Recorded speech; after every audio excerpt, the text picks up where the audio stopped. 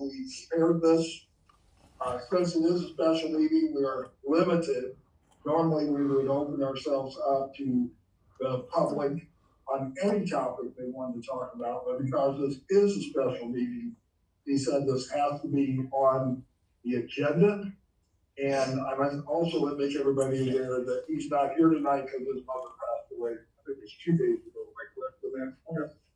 2 days ago. So that's why he is not here to see.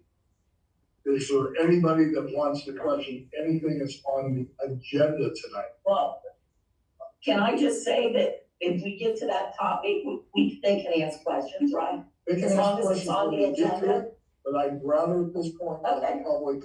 That's fine. Mr. Dunn? Mayor Berkholz, I wanted to first say thank you so much for the transparency, for publishing this packet online, providing the information to the public. You have been amazing in your communication. I think you deserve a lot of credit for that. And the fact that I was able to look at all this information before even coming tonight and not having to quickly, look at this before I got here. It's really amazing that a local government does this, because I don't think there's another local government around that is transparent. So I want to give you credit for that. Thank you for that. And I think that's an amazing service for the people of Cleves, that you take the effort. I know you're probably putting in a ton of your personal time to make this transparency happen, and I think you deserve a lot of credit for that. So I wanted to say that.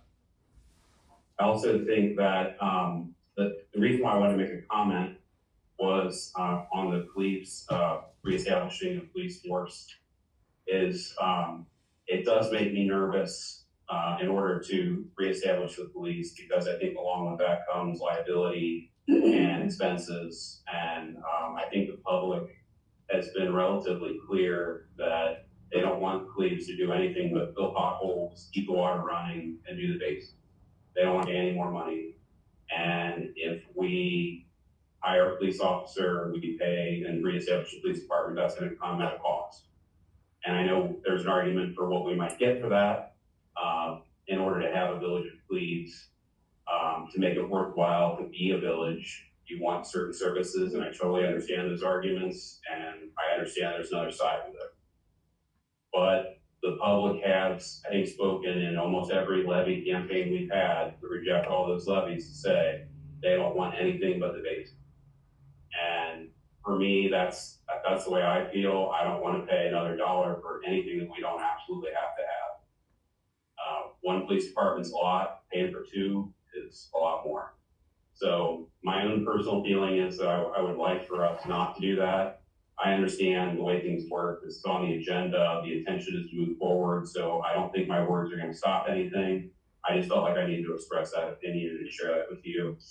And I do appreciate the transparency and the openness and allowing me to understand what's going on and have the opportunity to make these comments. And so even though I might disagree with the policy, I do appreciate with all the work that you guys are doing, and I hope you understand that position. I certainly do, and I'm going to be very limited in my comments in response to that, because initially the only person that was going to be speaking on this would have been our village solicitor. And there's some very specific reasons why I'm not an attorney, so I can't explain it the way he would explain it. But I do understand what you're saying, and I might disagree with what you think the people have said or they haven't said, because there was never a vote ever given for the people to make that decision. That decision was made behind closed doors, and to disband was made behind closed doors. I'm sorry? The decision to disband was made behind Those closed doors. decisions were made, I believe, before they voted. So yes, there were. Yeah, I just want to make it clear that we've not done No, we've anything. not done that. This is back in 2020. So I don't think there has been. And from the standpoint of the current legislation, I would love to give you more information, but I don't think it's going to cost what you're concerned about. Okay, but I will keep everybody appraised of what's going on. And I really appreciate your comments about transparency, because I've had conversations with some members of council, I won't name them at this point, who wonder why I do that. And I do it specifically for the reasons that you were saying, I appreciate that that. people need to know so they have a chance to come voice. If they're objecting to it, they need to be heard.